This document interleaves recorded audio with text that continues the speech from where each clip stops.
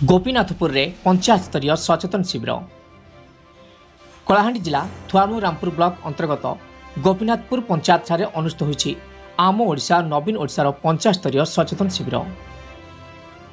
सरपंच श्री धन सिंह माझी सभापति अनुष्ठित होता उक्त कार्यक्रम।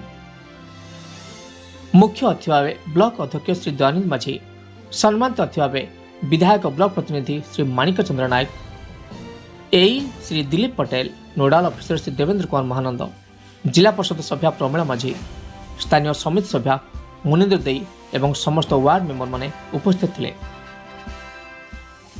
मंच को अड्री विद्यालय प्रधान शिक्षक श्री रश्मिन्द्र पट्टनायक परिचालना करते।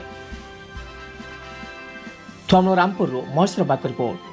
5टी अध्यक्ष जेतकी बेले आसीथिले आमर थुआमू रामपुर अंचल समस्त जनसाधारण आमे दाबी करथिलु आमर अंचल रो जेते भी असुविधा थिला सब आमे दाबी रखिथिलु।